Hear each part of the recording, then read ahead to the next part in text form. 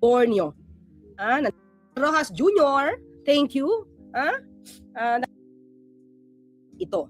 Kung paano ba, kasi medyo umiinit yung issue kung may issue ng warrant of arrest. Kasi prior to that, syempre meron nang naging issue tungkol kay Senator Bato. Kumalat, di ba? Na meron daw ng warrant of arrest from the ICC. Pero hindi pa ito kinonfirm ng ICC, hindi naman din na no? Parang ganoon but on our part, sa administration po, wala pong natatanggap pa. Okay? So, pero mas naging mainit matapos na lumabas, no, itong mga pangalan ng mga co-perpetrators, mga di umanong kasabwat ni dating Pangulong Duterte sa pagpapatay, no? Sa crimes against humanity na issue. Well, anyway, kasi syempre, dalawang senador, incumbent senators, ang nandiyan at maaaring ma-issuehan ng warrant of arrest, si Senator Bato de la Rosa at saka si Senator Bongo. Kaya pakinggan mo natin kung ano sinabi po ni Senator Riza. Okay?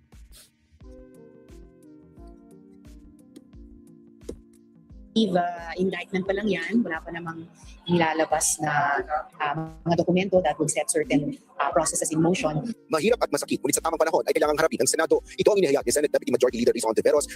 Alam mo siguro, yan talaga mararamdaman mo kasi kulig mo nakasama kayo madalas. Tapos, I mean, in the feeling, it's natural. It's natural. We cannot blame them for that. Kapag nakasama mo na, talagang yan yung mararamdaman. Medyo mahirap pero tanggapin, di ba? Kung merong ginawang mali, dapat managot. Hindi pwedeng awa lang Diba? Hindi pwedeng sagip-sagip lang Kasi kasamahan mo Diba? So, tuloy tayo.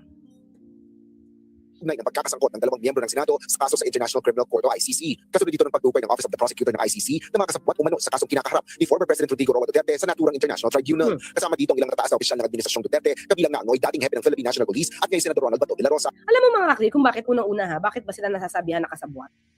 Diba? Mga kakli, ito na may napanood nyo na. Makailang beses ba itong si dating Pangulong Duterte na umamin na siya ay may pinatay? Diba? Nandun lang si Senator Bato. Nandun lang din si Senator Bongo. So, may inaming pinatay. At no joke. No joke, di ba? Ano dapat ba ang gawin nila? Si PNP chief, at that time, lalo na naging PNP chief siya. Di ba? Nandun siya So, anong pwede? Ito, ulitin ko ito, alam ko, nakita nyo na to. Pero, sige, panoorin natin. Para pakita ko lang na nandoon siya.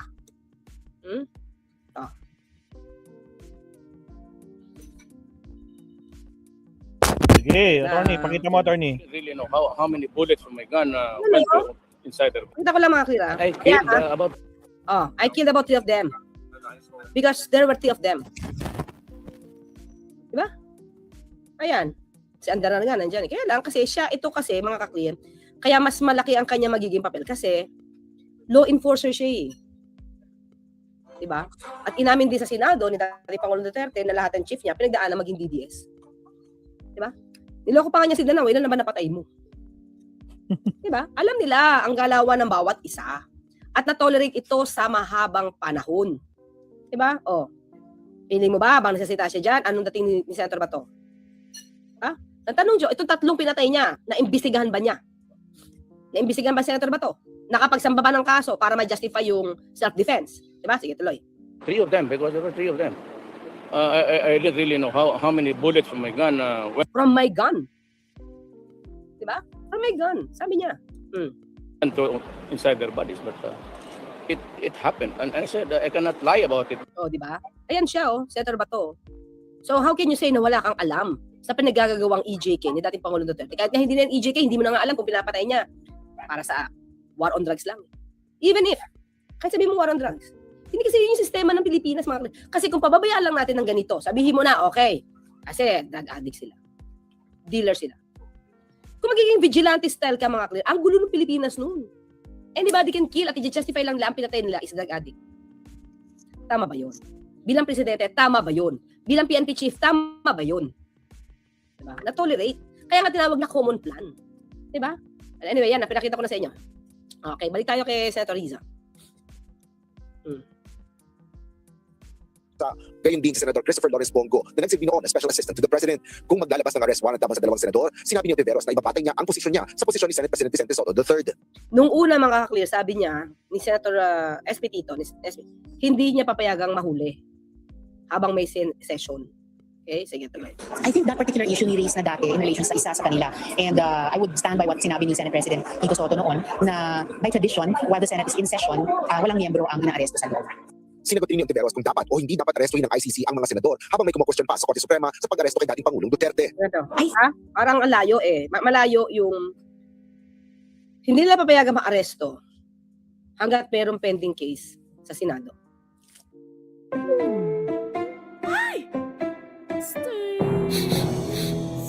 You need Lysol Level Linis. Mag-Lysol Toilet Bowl Cleaner for up to 99.9% germ kill and 10 times better cleaning.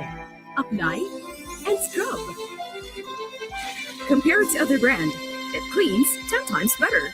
No stains, kaya may long-lasting freshness. Kapag Lysol Linis, siguradong Lysol Fresh. La la la Lysol Linis! Doon tayo sa batas mga ka-clear. Kasi sabi rin naman ng DOJ, gagalang yata nila kung ano magiging desisyon ng Supreme Court dito. Pero dapat malaman ng Supreme Court na meron tayong kaso. Ay rather, may mga batas na tayo patungkol dito.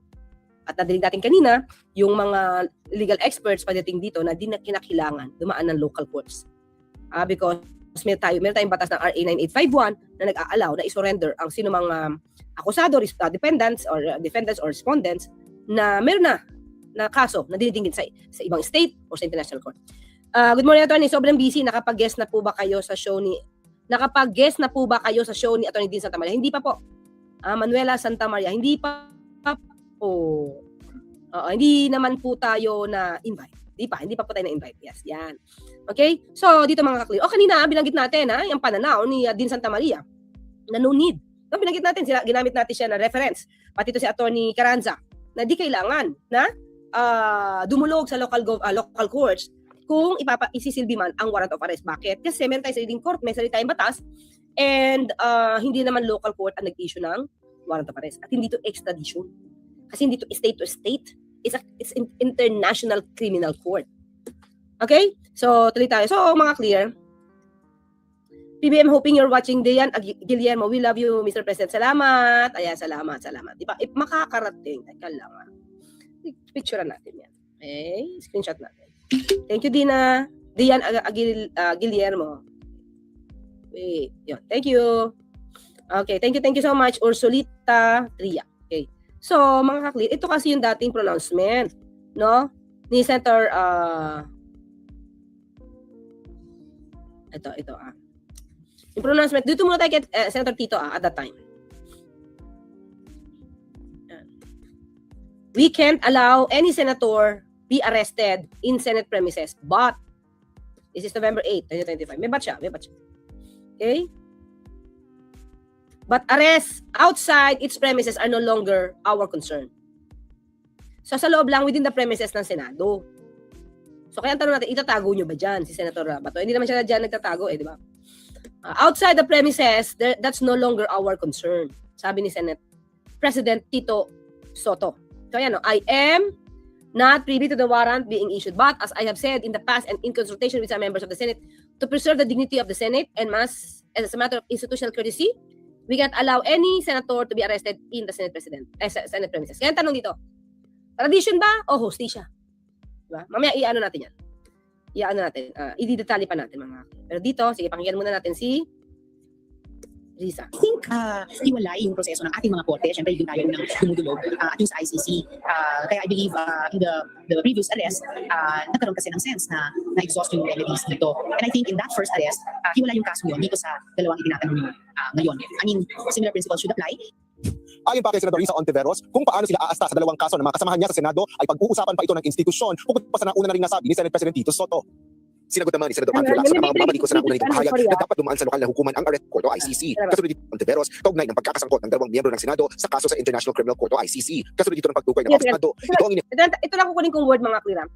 Risa Ontiveros ang ninindigan sa tradisyong walang aarestuhing senador sa loob ng sesyon. So tradisyon tayo tradisyon. Kaya ang gaganapin nga, tradisyon o hostisya. Diba? Kasi mga ka-clear, tandaan natin, ang mga naghihintay sa pag-aresto ng mga sangkot na ito ay yung mga biktima.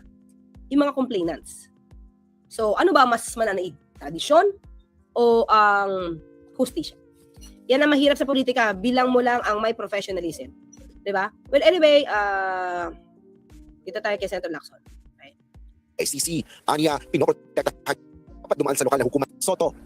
Sinagot naman ni Senador Panfilo Lacson ang mga bumabatikos sa nauna nitong pahayag na dapat dumaan sa lokal na hukuman ang arrest warrant. Mga clear, mga legal experts kasi nagsabi na hindi na kailangan dumaan. Hindi naman siguro kinikriticize yung opinion. It's more on their part, kinokorrect lang siguro base sa kanila pagkakaalam sa batas. Di ba? Hindi naman kinikriticize. I don't think na kinikriticize. It's more on, ganito kasi yan eh. Ganito yan. Okay? So, good evening, Yusek Dark Alikabok here. Wow, Dark Alikabok. More power to you. It is my first time to watch and listen to you live. Thank you, Dark Alikabok. Yan, akong itim ng Dark Alikabok. Matagal hindi nalinis, kaya naging Dark Alikabok. Mula sa ibang bansa, kabilang na ang ICC. Anya, pinoprotektahan niya ang mga legal na proseso sa Pilipinas alinsunod sa konstitusyon. Pero meron din tayo, mga ka-clear, na ayon sa ating konstitusyon, ang warrant of arrest ay dapat na ipatupad. Diba? At meron din naman tayo residual obligations. Diba? Kahit tayo ay hindi na parte ng anumang treaty, or let's say like that, yung The Hague, or Rome Statute, meron pa rin tayo obligation. Pinakita ko po sa inyo Article 127 ng Rome Statute na kahit hindi po tayo miyembro, ay dapat i-comply natin yung obligasyon nung mga issue nung tayo pa ay miyembro. So November 1, 2019 to March 16, 2011. November 1, 2011 to March 16, 2019, miyembro pa tayo. So nag-file sila ng complaint 2017. Okay? 2017 tayo miyembro ng Rome Statute. So nung nag-file na ng kaso laban kay dating Pangulong Duterte, ayaw nilang masangkot or masabit o madinig ang kaso na yan sa ICC. Kaya minabot nilang i-withdraw. Through executive lang yun, order hindi yun dumaan sa Kongreso. Para iligtas ang sarili nila, nag-withdraw sa ICC. Diba? Pero sabi ng ICC, ng Rome Statute 127, hindi ka basta makakaalis sa iyong obligasyon kung ang pinag-uusapan dito ay mga kaso o mga pangyayaring naganap nung ikaw pa ay miyembro. Alisin na ang kampihan at takipan, mga minamahal kong senador, sabi ni Tatay Gis. Okay? So, tuloy tayo. Dapat unang isipin nila mga EJK victims at lalo ng mga batang sinasabi ni Fentaman na collateral damage. Diba? Oo nga. Ang daming namatay ng mga kabataan doon ng collateral damage. Tapos, ganun lang. Sabi nga ni dating ni Mayor Magalong, it's just history. It is part of the history. We can learn from that. Without sabay ngiti. Ito, history na lang lahat. Diba? Sige, tuloy. At hindi sina Senador Bato de Rosa at Bongo. Sa kabilaan niya ng magkakaibang legal na opinion sa issue, sa tamang panahon ay tanging ang Korte Suprema lang ang makapagpapakahulugan ng mga probisyon sa ligang batas at mga legal na proseso. Habang si Senador Bongo, iginiit na walang iniutos na illegal sa kanya si FPRRD. O, di ba? Wala daw inutos na illegal sa kanya si FPRRD. Pero meron siyang alam tungkol sa reward system. At inamin niya yun.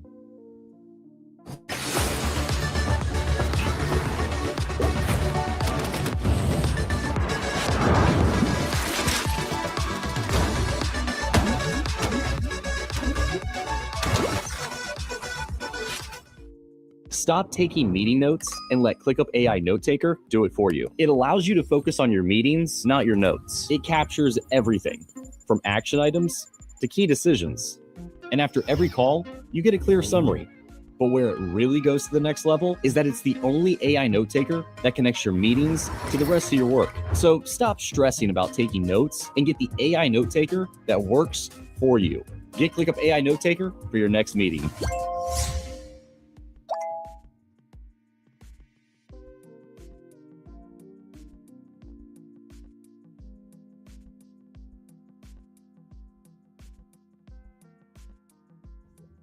Diba?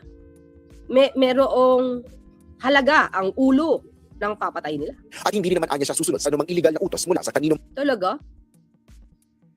Paano nga mga ka-clear? You know, yung pagpatay. Namin pagpatay. Diba?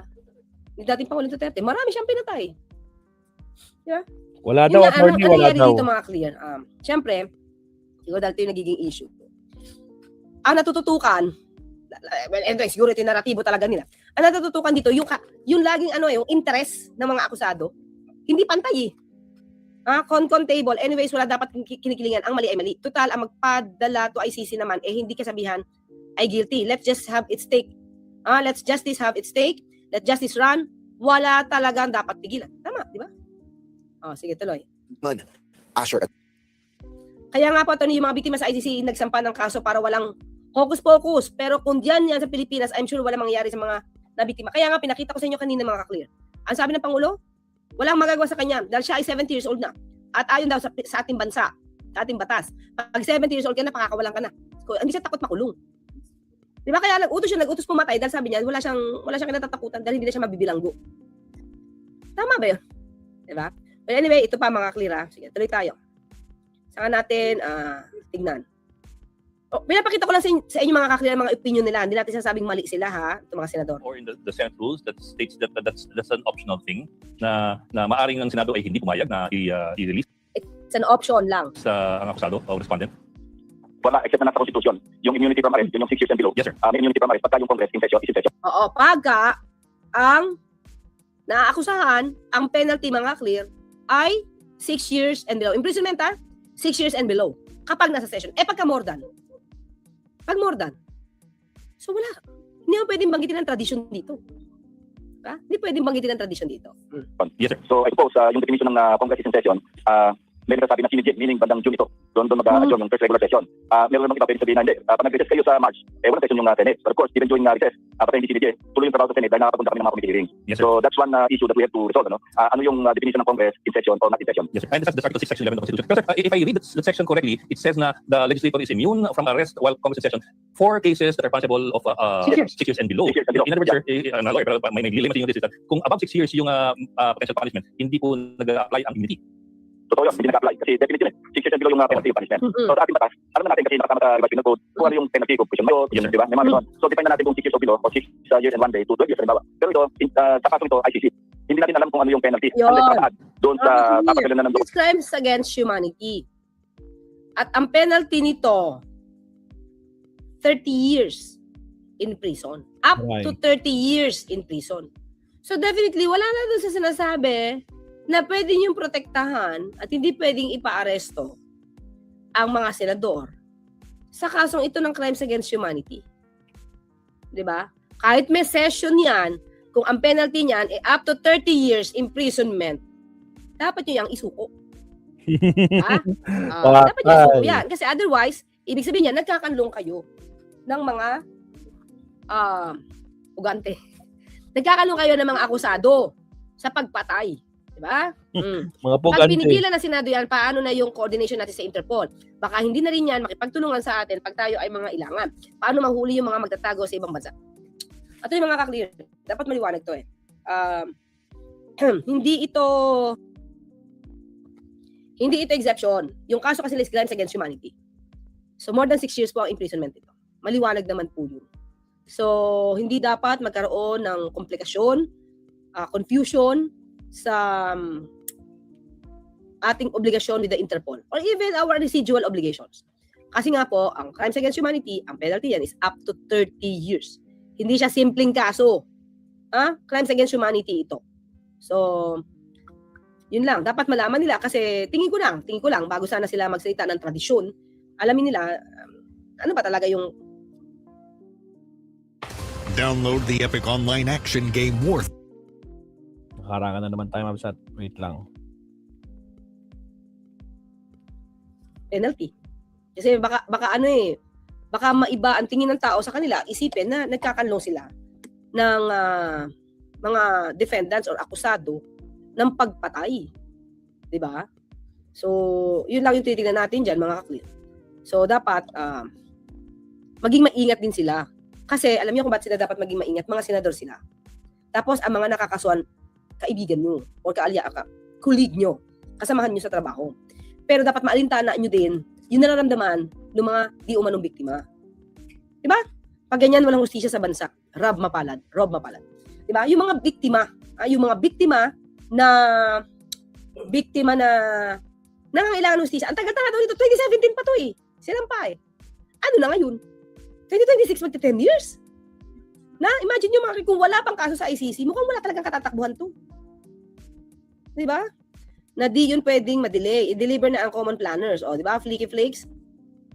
Saka sa akin lang, at ito akin, may take to, mga klira, Edward Galvan, ha? Matapang sila man noon, diba? Make my day. Matapang sila noon, alam nilang wala silang ginawang mali. Katulad yan, sabi ni Senator Bongo, walang inutos sa kanya na illegal. Pero Ha? alam At niya hindi yung... naman siya susunod sa anumang illegal na pag-uutos. So di ba, depensa yun. Natingin ko, hindi alam ni Kaufman, kasi alam na, lang ni Kaufman, ang depensa nila, politically motivated. Dun lang. So kung alam niya na wala siyang kasalanan, di ba mas maaga, mas mabilis, mas matatapos yung kaso niya. Di ba?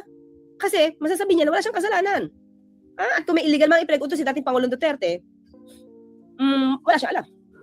Bakit? Inamin na, sandamakmak na ang umapatay siya, at sandamakmak na rin na sinabi ni dating ni Mayor Magalong na mali ang execution ng EJK, ng Tokhang, at may record siya, at meron siya mga pangalan ng general na pinagalitan niya. O paano ba makakaiwas si Bongo doon at saka si Senator Bato? Senator Bato, alam mo yung conference command, command conference. Alam mo, dahil pinagagalitan ka din, hindi naman, sabi niya, sumusunod ka daw eh. Dahil alam mo, yung pinag-uusapan niya sa command conference, na nanggagalitin daw, Mayor Magalong, tungkol sa mga pinaggagawa niyong mali. So, paano kayo makatakas dun? Wag na dapat humarang pa ang pamunuan ng Senado sa pagdakip sa dalawang senador. Dalawang senador sa pag-aaresto ng ICC at wala nang maging pagdinig sa Senado dahil lahat ng usapin, ebidensya at complainants ay nasa ICC na, Samuel Abad. Pero ang papalabasin na naman dito ni Inday Harry Roque, kidnapping na naman. Kailan pa nagkaroon ng kidnapping ang isang may valid warrant of arrest na inisyu mismo ng korte? Diba? Binabago niya, kinukonfuse niya yung utak ng mga taong napaka-inosente. Diba? Kailan pa naging kidnapping, diba? May kasamang abogado, may kasamang nurse, may kasamang doktor. Pagdala sa ICC. Diba? At nandun pa yung isang kamag-anak niyang legal, although illegitimate, si Kitty, may edad, lahat ng procedure na-comply.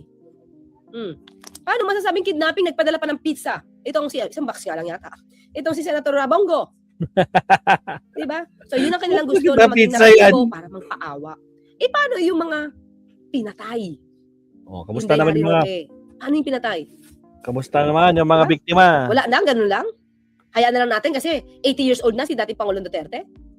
So paano yung mga nagreklamo? Paano yung mga pinatayan ng mga kamag-anak? Ganun na lang yun. Diba? Sabi ko kasi, pahanap nyo yung tinapon sa chopper. Okay mga clear, yun lang muna tayo dito. Yun lang, sa mga senador. Ang tanong ngayon, tradisyon o hostisya. Okay, ulit natin. Sa mga senador, tradisyon o hostisya, mamili ka. Di ba? Para si General Luna na bayan o sarili, mamili ka. Sa kanila, tradisyon o hostisya, mamili ka. Yun lang mga clear. Yun lang, di siguro binilang ni Senator Ping ang agreement o treaties na nilagdaan sa bansa. 3367, lahat nakasalalay ang commitment sa bansa bawat isa niyan. Tradisyon versus international. Okay mga ka-clear chicken creator, thank you so much. Joy Villegas, bunch of lunch. CJ Aris. Joy Hoxon from Canada, Spirikitik. Aiden Bis.